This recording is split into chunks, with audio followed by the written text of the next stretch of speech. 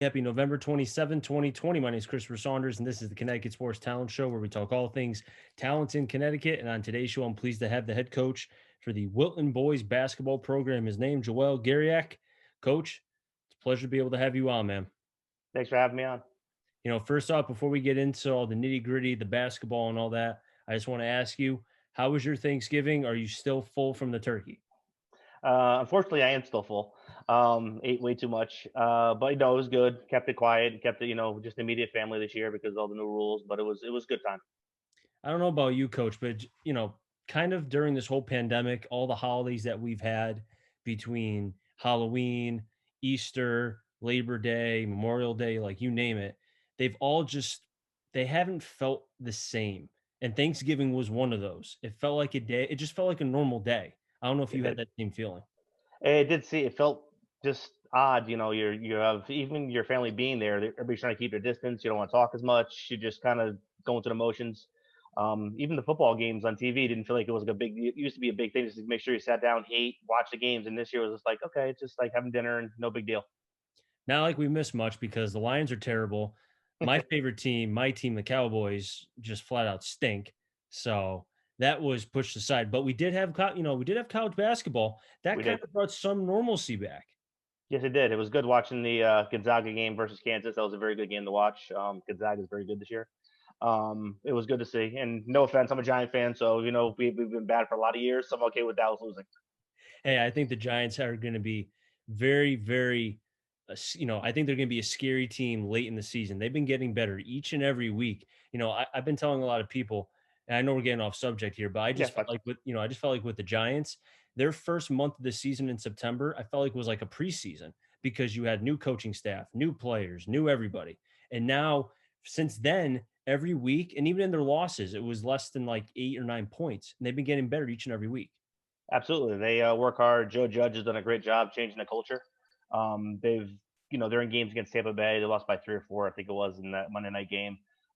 They're playing every game tough, and even when they're down and the game's over, they're not quitting, and that's a sign of a good coach because when you're not winning early and the teams aren't quitting on you, it's doing a good job. And speaking of, a team that does not quit, your program, the Wilton boys basketball program, I've noticed, I haven't had an opportunity to watch many, many games, but I have watched you coach from afar, and I have Mhm. seen a couple games when I've been traveling, broadcasting, and such. And I really have noticed, as far as your program, the dedication, the fact that the players seem to always listen. And another thing, too, the detail to fundamentals is key. And I've noticed that with your program. Yeah, those kids work really hard for me. They always have. I'm not sure if it was a lot of it was instilled in the kids themselves when I got there. We do have a little more blue collar than people think we have, which is nice to see. But the kids, they buy into everything we do in the program. They listen to the coaches. They play not just themselves, but the players that came before them, and that's a culture we like to build. And every day they work on fundamentals, whether it's shooting, whether it's ball handling, not turning the ball over, which is our big key. We try to keep it down to about 7 or less a game, which is not that easy to do, especially at the speed we play at. But it's been, they've done a good job of taking what we give them and running with it and understanding how we play basketball. And we're going to get into the program more later on. I kind of want to talk about you first, coach. Just kind of give me a synopsis about your path leading to Wilton. I played basketball in high school back at Westville High School under Coach Jeff Bussey. End up going to Concordia College went to Elmira College for a year. Just wasn't the right fit. Transferred to Concordia College. Played 3 years there. Played pretty well, as an individual, but team wise, we struggled a little bit. But it was good to be part of a program. College basketball is a whole different beast when you go from high school to college. High school has a lot more of that intimacy, those big crowds that are kind of fun with. But in college, you're kind of doing it just for your teammates and having fun with it. Unless you're in the Division 1 schools, which I wasn't good enough to be at. But in general, I went from there to help out Jeff Bussey at West Hill when he was there a couple of years. That's when I got the coaching bug in my system. He went to New Canaan in 2000, I believe the year was, and I was done in college. He asked me to come on board. I became the JV coach there for 10 years. Got my little taste of head coaching as an interim coach when he got sick back in, I think it was '06 or '07. And I got to coach 7 or 8 games as a varsity coach. And that kind of gave me the idea that I can do this at this level. And, when when he decided to leave, I didn't get the job in New Canaan. Opportunity presented itself at Wilton, and I've been here ever since. You talk about how you were the JV coach for 10 years, and Hmm. I had a coach from New Canaan, the head boys basketball coach, on a couple weeks ago, and he was Yes, the familiar. freshman coach for a number of years. And he Yes. told me, and he explained how being that freshman coach kind of helped him and sped up his process of being a head coach because he really kind of saw the progressions of freshman to JV to varsity and knowing how to instill at a young age the way of which whatever program, his being New Canaan or so forth, was at. Yeah. So for you, do you think being the JV coach helped to, what you are now, which is a head coach? Oh, absolutely. I watched obviously as a player and then as a coach with Coach Jeff Bussey, who was a mentor to me. Just seeing how he coached and dealt with the parents part of it, the kids part of it, and then my side of it was teaching fundamentals, keeping kids in the program. Not worried about wins and losses. Honestly, that doesn't matter at that level. They're great. Don't get me wrong, but it was just a part of understanding building our program down below for when it got to the varsity they was ready, and the speed of that game, once I got used to that, coming up to the varsity was much easier for me. Now, when you came to Wilton, did you know a lot about the program? Did you know about the kids or the atmosphere, or just tell me about it? When I got over there, Tim Talcouch, who actually was one of my assistant coaches when I was at West Hill, he was the head coach there, who's now at Newtown.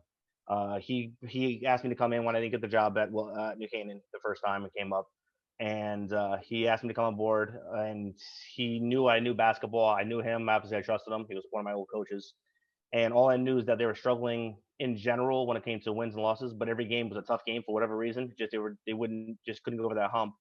The first year I got there, he asked me to work on the offense. He did the defense, and I changed the offense a little bit, and that helped me set up for the next year because he left next year, and the offensive system was already put in, which helps as a head coach. It was almost like a second year, my first year as a head coach, but it was much better situation going in for me, meeting new kids, meeting new people. The town itself was dying to be to something to do something in basketball. It's been so long since they were good. I think 2000 was the last time they were really good before that, and the football team and lacrosse team were doing average for them. So when I came in, it was a good time to just be lucky enough to walk into the right situation and having kids that will work hard for you. And then luckily we had some talented players to keep us above the 500 mark and contesting every year. Was it schematically that you had to change? Was it a mindset approach? Because you talk about how they were in every game, but not being able to finish. And a lot of times that's a product of a young team just not knowing how to finish. But it sounds like that was something that's been going on or was going on for a while before you got there. So was it more of a mindset thing or was it schematically? It was definitely a mindset thing. They just didn't know how to win games. I mean, I'm not sure if what was taught before I got there. Obviously, I knew Talk was there for a couple of years before me, and then they had three or four coaches prior to him that they didn't win or anything with. But it was just the fact that they had to believe they can win games, and whether that's the coaches coming in and changing philosophies or not, or them just believing in you and believing in themselves, and that's what kind of happened. My first year, I walked into a couple of kids who never knew what a winning season was, and then by the time we left, they were we were in FCX semifinals, and the kids just enjoyed being there. They worked hard. Every kid I ever had in that program that been there worked their tail off for me, whether they played a minute in the game or played every minute, and it's been fun. It's just that it's something that it had to be instilled to them, and it wasn't at the young ages coming up to the youth programs, and that's why we got involved with them much as we could. That's how our program gets better because we keep them involved in everything we do. Now, I know certain programs, depending if you're looking from class M all the way to double L, Yes. certain programs you have a group of kids that play one sport, and it could be basketball, it could be Hmm. baseball, and that's it. You have other teams who you may have a kid who plays three, four sport. Well, four, I mean, fantastic for him. Yeah. But if he plays at least three sports between the fall, winter, spring, he or she is trying to cut their time. So I guess the question for you is, coach, did you have to deal either early and even currently as far as having young men who are playing not just basketball, but they could be playing football in the fall. They could be playing baseball in the spring.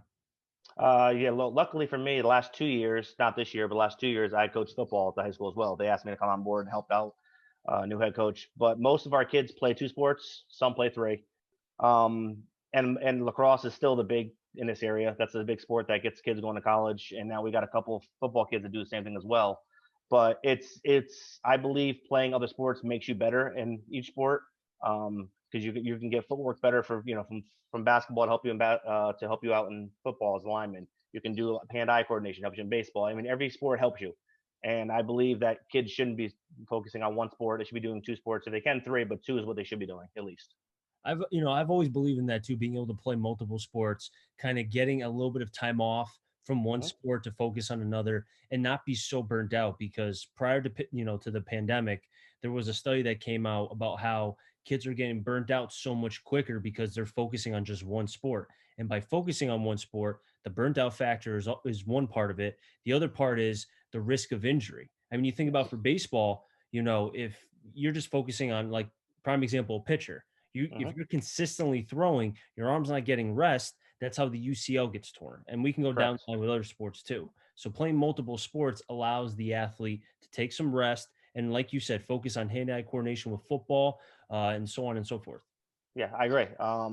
Every sport will help you, and you've seen it with kids. I'm sure covering everything else is that kids get burnt out very quickly. Sometimes it's a coach trying to make kids do it all year long, and they get burnt out hearing the same voice all the time. It all depends on each thing. Like when the kids play basketball year long, play AAU. I don't want to coach AAU because I don't want to coach the same kids the whole year. They shouldn't hear my voice all the time. As much as I love to coach them all the time, it's one of those things that it's good to hear different voices in different situations. Was there a season with Wilton where you felt like maybe your voice was not translating, where maybe, like you said, how the voice just wasn't working, and you found a way to be able to communicate with your team maybe another way? Um, I haven't had that problem for one reason and one reason only. My assistant coach, Brandon Tigano, is probably the best motivating coach I've ever seen in my life. He didn't have a basketball background; he did football and a couple other sports. But he works in the high school, which always helps, by the way, when you work inside the high school. And the kids just responded to him. And every time I would, get on him a little too much or not enough, he would knew how to ride the kids the right way or bring them back when I was getting too much on them myself. And luckily for me, the backbone of our program has been my assistant coaches. Without them, we wouldn't be as good as we are. I'd be the first to tell you that if you know more than me, please say something, because the good coaches always have better ones around them, and that's why as a program we've been successful. So who plays the good cop and bad cop? Depends on the day. It rotates, honestly. As you know, every kid, some kids you can pat in the butt, say good job. Other kids you have to scream at them to get them going. Every kid's different, so it depends on the day. The one thing we did well was make sure that we both weren't going nuts on a kid. Make sure it was always balanced out. You don't want to make sure that one side of it's not, it's two people going against one the whole time. You want to make sure the kid, wants to be part of the program, and we want him. We need him as much as he needs us, and that kind of thing. So it's been fun. And having, like you mentioned, the staff to be able to be kind of like the backbone. Like everyone hears about the coaches, the head coach being the backbone. A lot Hmm. of times, no disrespect to the, head coaches, Hmm. but having a strong staff, to be able to, because you can't do it alone. No, absolutely not. I've always believed that a great head coach can, he has to be everywhere. He can't be at one spot. He Hmm. has to kind of be a rover almost. If you Yes. think of a semi-pro, where what's his face was saying, I'm rovering, I'm rovering, I've always believed that. And I think for you to not have to worry about, like you said, you don't have to worry about being good and bad cop. You could just be one or the other. And to Yep. be, to allow your staff to be able to do their thing, and you can just watch and just do what you're great at doing. I agree. Every one of them, I encourage them. Him, Coach Stigano, and Derek Oliver, who did play at McMahon. He was a pretty good player too back in the day. Those two, I tell them to speak up during the game. You see something I'm not seeing, tell me. Obviously, I'll come up with X's, O's, and ideas, but they tell me whatever they can, whatever they see, to let me know what's going on. Whether the kid's being tired, the kid might be limping. I'm not seeing it. That's stuff you don't see as a coach. You're watching the game, and not just a player. And as far as it comes to the games and stuff, Coach Oliver was my freshman coach.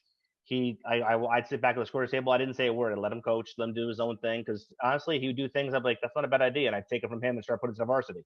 So it was one of those things that we worked very well together. We have our core values, our core defense, our core offense that we all run. But I'm not going to hamstring the coaches saying you have to run it this way and this way only. And then I think they kind of encourage it, and they like being part of that, and the players respond to that. See, to me, it sounds like, signs of a good coach. And again, various coaches can kind of, some could do it their way and it works for them. But there's other coaches who, like yourself, will try to, like you said, allow your coaches to do their thing, allow your assistant coaches to do it, but also too, not try to micromanage them, allow them to be able to be free, but also like what you said, if they say something to you, be like, you're like, okay, no, I'm going to listen. And then, you know what? Let's see. Why not? Let's see if it works rather than saying, no, we're doing what I want to do. And that's it. Some of the older school coaches that I've seen in, again, my travels Yep. stick to be very, it's my way or the highway. Or if we're going down, we're going down my way. But it seems like the younger coaches, you and others, are kind of more of the new school, which is, all right, I'm going to listen. I want to get all the information possible, and then we'll go from there. Yeah, I agree. I do have some old school in me. My dad was an old school football coach back in the day, and most of the coaches that taught me were old school coaches. They're around for a while, but you have to adapt to what the new times are, what things are going on. As far as everybody being one way or the other, I guess it's your preference as a coach more than anything else. But I really enjoy letting my coaches do what they have to do. I want my coaches to go on to the next level and be a high school head coach somewhere if they want that position.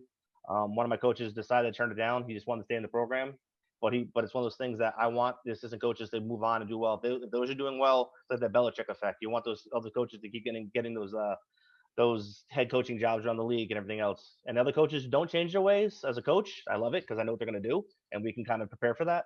It's when they switch things up on you last second, you're not expecting it. You got to make change your philosophy. Well, hopefully your coaching tree will be better off than Belichick because I think every coach that's come off that tree, except for the guy at the Flores with the Dolphins, Yes. I feel like the rest of them have been. I Yeah. mean, I'm hoping Judge works out. well, Judge could be another one. I want to see a little Yes. bit more, but Yes. Me too. I think, you think about Bill O'Brien, even though he got fired, he won a couple division titles with the Texans. Yep. Romeo Crennel, not that very good of a head coach, a very good Very defensive coordinator, though. correct. Very Yes. good. Cannot, deny that. But coach, I just want to kind of shift gears a little bit to what could potentially happen on January 19th because the CIAC gave it again. I'm going to keep saying it. Fluid situation. I mean, it's one of those words I never want to hear fluid. I never want to hear virus. I don't want to hear COVID. There's so many things. What's the other one? What was it? The groups of 10.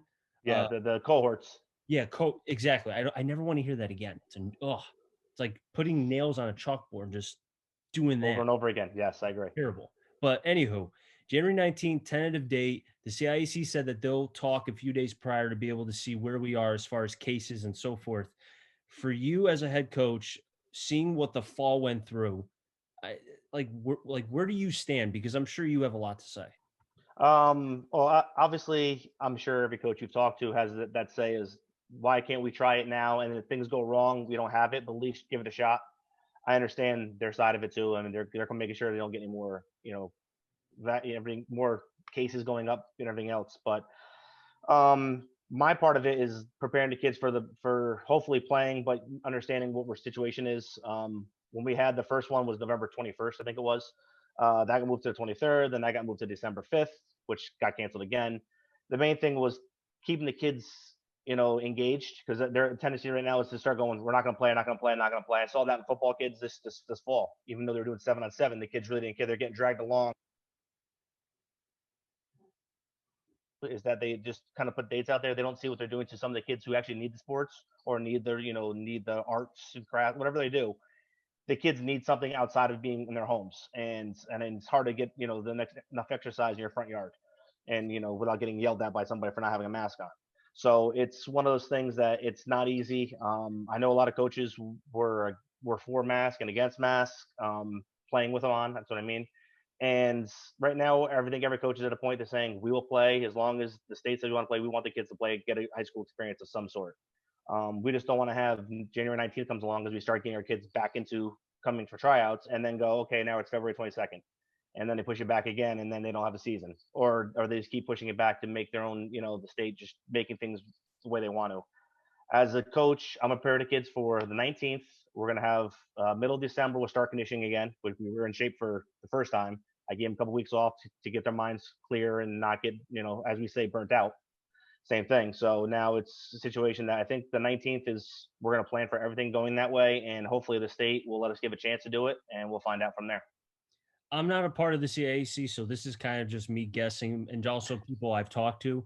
But I think some of the factors that we'll go into as far as what will happen with the winter season when we get into the new year and as the Hmm. 19th date comes closer, cases as far as schools, if they're going to be having face to face or remote, Hmm. or the 2 days at home, 2 days at the school, so on and so forth. And I think that's going to be a huge factor for if they're going to allow the winter season. Another factor too, and you mentioned about moving it to February.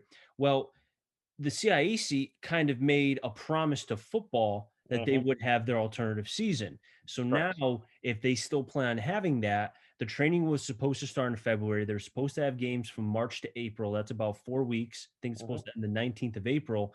Now you get into a sticky situation where the longer you postpone winter, are you only going to play for a month? Or is it not going to be any like kind of like what it was in the fall where limited to almost no tournaments? I mean, there's so many factors that can go into this. Oh, I agree. If they do move us back to even starting on the 19th, our first game won't be till February 2nd or 3rd probably. And if you do a month there, and the state keeps saying we're going to have a state tournament, which we have to stay in our county or our cohorts, quote unquote. I hate to use that word. And now we can travel the state for the playoffs. So we're as coaches we're confused that I can play in the northeast corner of the state, and then during the season I can't leave half of Fairfield County. So it's the way it's set up. I'm not sure how it is going to be. And then you're going to have, if they move us to February, you're going to have football coaches, basketball coaches, all these coaches fighting over players.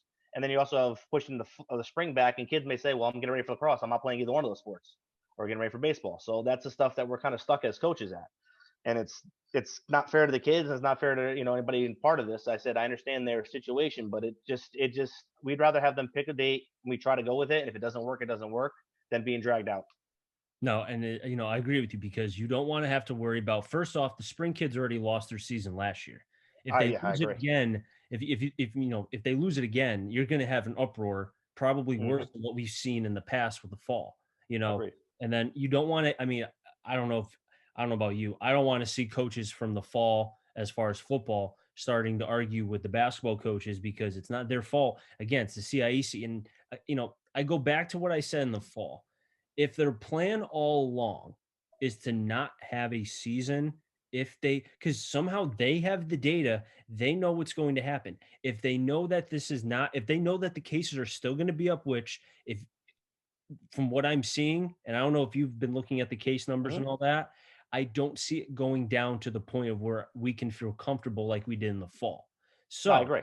if they feel like that it's not going to be plausible, then just say season's not going to happen and just work a way around it to where there could be something for the seniors to be able to get tape out there so they have a chance to potentially play at the next level. No, I agree.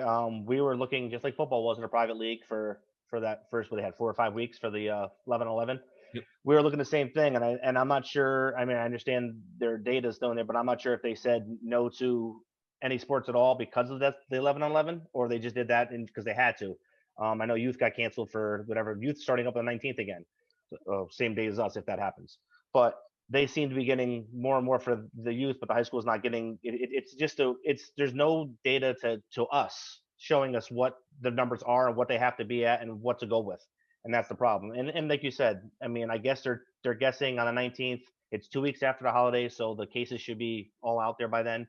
That's my guess. Maybe they're hoping for a vaccine by then. I don't know, but it's one of those things that there's nothing.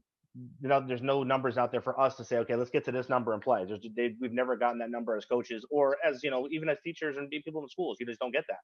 So I'm not sure exactly what that is, and that's why some schools are full go and some are fully remote. There's just no consistency.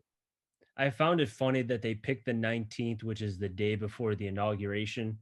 Uh, again, political. I don't want, Yeah, it is what it whatever. is, but it's just funny how they pick it the day before that. I mean, come on. I'm hoping is because schools said they'll come back after Martin Luther King Day. I think is on the 18th, so maybe they picked that date. I'm hoping that's the reason why, not because Oh, of the 20th. But it's again, it's not fun for the kids, and I feel and for me not coaching for a year, so be it. For the kids that are seniors, last year some of the kids missed out on the winter playoffs because they didn't get to have it. As you said, the spring had nothing at all last year. And now you have seniors that are getting it worse than last year's 2020 seniors we thought was bad, and this year's even worse. Or 2019 seniors, excuse me. So it's just not fun for the kids, and you feel bad for the kids would send me messages all the time saying, "Coach, we doing this, we doing that," because they feel like they need something, and it's very hard to keep things together. I'm trying to contact coaches for my kids just to keep find some kind of highlight film, some kind of stuff I can give them that they can't see from this year, just to give the kids a chance to go to college. And that's, I think, again, if there's not, and a lot of coaches were doing this in the fall, especially for football, because they didn't have a lot of tape Yes. as far as this season was concerned. But being able to, and I've said this many, many times, how I think Connecticut coaches, for what they're dealing with, and I don't know what's going on in the other states to the degree that we are, because Hmm. obviously I live in Connecticut, but seeing what you and others are doing, I mean, you don't get paid extra to talk to all No. these coaches and send the video. You're doing that because you want to see the hard work that the kids have done in your program and for your team get rewarded, and at least have an opportunity to play, either for academic reasons and have sports be secondary, or have it be sports and school or whatever. But Yep. being able to do that, I think, is admirable in multiple ways. No, I agree, and the kids deserve it, honestly. If they want to try to play at the next level, and as coaches, we think they can. It's our job to go out there and give them the best chance we can. Obviously, this year it's a little different. We can't just say, coach, this is a film for so and so's game. It's a year old. Then there's not much you can show. If the kids got much better, that they'll never see because of that situation. Not every kid plays AAU. A lot of kids are playing football, like you said, and other sports, they don't have a chance to do that stuff. So when they do go out, they have a chance. They talk to the coaches, and we don't have much to give to them right now. So I'm hoping we can get at least a month of games in there. I mean, whether it's a showcase, I mean, we want more than a showcase, but at least it's something for the kids to show what they can do and bring college coaches in that way. Maybe we can do that, but we need something for these kids to look forward to than just being canceled. Coach, I really do appreciate you coming on. We're just about run out of time. I do have one more question for you. Okay. As far as if there is going to be a season, which I Hmm. think we all hope that there will be, can you give a preview of what potentially this Wilton team that you have currently right now could be showcased amongst everyone else? Yeah. One, I'm excited for this team. I do think we're probably top 5 or 6 teams in our league this year. Who knows how they're doing states this year? If they're doing Division 1, 2, 3, if we have a states, but we're not gonna be big. We're 6'1", 6'2", maybe kind of across the board. But we're gonna be up tempo. We're gonna play 10 to 12, 13 kids a game because that's just the way we've been playing lately. We're gonna be up tempo. We'll get a lot of shots up quickly. We always want the games in the 60s and 70s. Hopefully our defense keeps in the 50s and it makes it easy on us. But that's what we want to do. And our these seniors, I have 8 of them this year that want to make sure that we're playing pretty well. So it's a fun time. They've been leading the way, and they really believe they can win something special this year if we have a season. Fun as a broadcaster to be able to do up tempo teams, and you're trying to get especially on the radio, because it's one thing for TV because you don't have to say but with Correct. radio, it's like go there, then go there, then go there. It's like looking down, up and down, up and down. But it helps if I know that. See, for me as a broadcaster, if I've done the team once, I'm Hmm. golden. It takes me Yes. about a game, and then I'm like, all right, I don't even need to look at my sheet. But selfishly, I like watching up tempo as far as away from the broadcast, just because it's nice to be able to see the quick pace, the athleticism, and seeing how a team who may not be as athletic try to counter that. And I'm sure for Hmm. you, playing up tempo and seeing the quick, just like in football, catch Hmm. the defense off guard, then they have to call a timeout, or Yep. flag on the play for too many men or not enough men, whatever. So it's got to be great for you. Oh, it is. When I got there, we built it slowly and surely. I started with 6 or 7 kids to a rotation. Now the year we went to the FCI championship, I had 13 kids in a rotation. So it all depends. We have a point now that kids literally want to be on our pressing package just to get on the varsity. They'll work their tails off. We have 2 or 3 pressing packages we put in the game, and the kids will get just to get on the varsity floor for 30 seconds at a time. They'll go out there for that stuff. So it's been fun. I wish I'd had a shot clock that'd help us. But other than that, the kids do everything we ask them to do, and it's very up tempo. It's more fun for the kids to play when you have up tempo, getting shots up every 8 to 10 seconds, and you play hard defense behind it. It's just it's more entertainment for everybody to be involved and watch.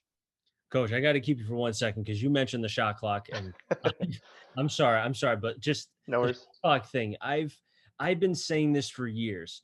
I don't understand why Connecticut does not have a shot clock, because both in girls basketball, and I've seen for a number of years here in Waterbury, where I Hmm. just see kids holding on to the basketball. And I'm like, I see a minute go by and I'm like, a shot clock violation. Hello, something. I just feel like it slows the game down. When you have a shot clock, in my opinion, looking at it from a broader perspective, it better prepares these kids. And I understand not all of them are going to play in college, Hmm. but for the ones that do, and even the ones that don't, you can at least see what they can do with a shot clock because now they have to think, all right, I only have 25 seconds. Let's try to see what our pieces can do. And you may see a better offense. I totally agree. And a lot of times you have teams that hold the ball for 2 minutes, 3 minutes, whatever they want to do, and your defense is not getting rewarded at all for it. Your defense is working their tail off, and then they get tired just because they're holding the ball for 3 minutes, and all of a sudden they get a wide open layup at the end of it when they played well for 20 2 minutes, 2 minutes 30 seconds. I remember the one year we didn't make FCX. I was actually doing a broadcast for the HAN network, and I was there, and Stanford High played Trinity, and they played them last game of the season. They played them there, and Coach Smith did a smart job. He said, "Well, Trinity was very talented, so he had the ball in the first quarter. They held the ball for 7 minutes at top of the key, and Trinity led them. That's on Trinity's fault, but Trinity let them hold the ball. And the first quarter was 4-2. I think the first quarter was. And I'm like, okay, for two schools that are very athletic and very fast, and it was 4-2. So as you just sat there and people just stood there watching and didn't do anything. So again, that's very very hard to watch as a fan, and it's not easy to coach to sit there with that long. But hopefully they change it. I really hope they do, but I don't see it in the future, at least not the near future. So I'm hoping it gets to whoever it's got to get to in the state level, and they can make that change. Coach, great conversation. Great talking with you. I hope to have you back on in the near future because this was a lot of fun. Anytime you want me on, I'll come by. I'll wrap things up in the Connecticut Sports Talent Show. So until next time, stay safe. Remember, CT stands for Connecticut Talent, and I'm on a journey to find them all. Have a good one, everybody, and be well.